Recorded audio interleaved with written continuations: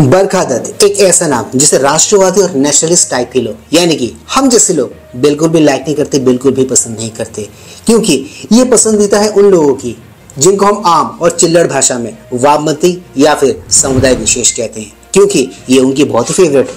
वो क्या है ना, ये उन लोगों में से आती है जिनका काम धंधा, जिनकी रोजी रोटी सिर्फ मोदी बैशिंग, बीजेपी बैशिंग और हिंदू बैशिंग के कारण ही चलती है।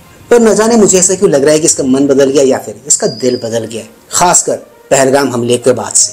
क्योंकि पहलगाम हमले के बाद जो भारत ने जवाबी कार्रवाई की, उसको लेकर ये भारत सरकार के पक्ष में, ये बीजेपी मोदी के पक्ष में, ये देश के पक्ष में खड़ी हुई नजर आ रही है इन दिनों। अब इनका मन बदल गया या फिर ये इनकी कोई नई चाल है, ये तो मैं नहीं जानता, बट हाँ जो है अच्छा है, क्योंकि देश को इस वक्त इसी किस्म के एटीट्यूड की जरूरत है। Please like, share, subscribe YouTube channel ताकि हम ऐसे कंटेंट्स बनाते रहें। ऑलराइट दोस्तों, let's go back to the topic then. देखो, एक बात तो है कि ऑपरेशन सिंदूर में जिस किस्म की ठुकाई पाक की हुई है, उसको देखकर चीन भी सदमे में है, तुर्की भी सदमे में है। पाकिस्तान को तो अभी समझ ही नहीं आ रहा कि उसके साथ एग्जैक्टली हुआ तो हुआ क्या। और साथ ही इस देश ने और दुनिया ने ये भी देखा, ये भी विटनेस किया कि चीनी हथियारों और तुर्की के हथियारों की एग्जैक्टली औकात क्या है। इसी इंटायर मुद्दे के इर्द गिर्द चल रहे पियर्स मॉर्गन के एक फेमस डिबेट शो में बरखा दत्त ने पाकिस्तान की एक्स विदेश मंत्री हिना रब्बानी खार की जो धुलाई की, उस धुलाई से बेचारी तिल मिलाकर डिबेट शो छोड़कर ही भाग गई। ये सब एग्जैक्टली कैसा हो, वही सब कुछ देखेंगे आज के इस ब्लॉग में। आगे मेरे साथ 3, 2, 1.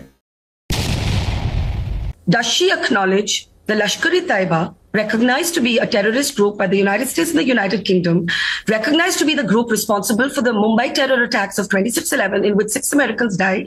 Does she recognize both these groups to be terror groups? And if she does, can she explain why they have never conducted a single terror strike within Pakistan and have only conducted terror strikes in India? What did she feel about the Americans coming in and taking out Osama bin Laden? ये बरखा दत्त का वो hard hitting सवाल था जिसको पाकिस्तान की x विदेश मंत्री हिना रब्बानी खान ने बिल्कुल भी एक्सपेक्ट नहीं किया था, खासतौर पर बरखा दत्त की इमेज को देखते हुए, उसकी लीनिंग को देखते हुए। हिना रब्बानी खान बरखा दत्त के इन सवालों से कितनी अनकंफर्टेबल हो गई, ये उनके बॉडी लैंग्वेज को देखकर आप फील कर सकते हैं, आप महसूस कर सकते हैं कि क्लियरली वो बहुत ही अनकंफर्टेबल महसूस कर रही हैं। From Abbottabad, where he was given a safe space to stay. If she did not think the Americans conducted an act of war against Pakistan, then she should not think that the Indians striking the bases of the Lashkar-e-Taiba and the Jaish-e-Mohammed prescribed internationally recognized terror groups should be considered something that Pakistan has to worry about. Pakistan should thank India. Okay. We helped you demolish terror groups. इसको कहते हैं चप्पल उतार के फिर उसको भिगोकर फिर गाल पे कस के मारना, जो एग्जैक्टली बरखा दत्त ने यहाँ पर किया है। किसके साथ? हिना रब्बानी खान के साथ। इन सब को देखने सुनने के बाद नाउ आई नो कि क्यों पाकिस्तान की एक्स विदेश मंत्री हिना रब्बानी खान इस एंटायर डिबेट को छोड़ के बीच में ही भाग गई। देखो, बरखा दत्त का मन बदल गया है या फिर दिल बदल गया है, ये बातें बिल्कुल भी मैटर नहीं करती।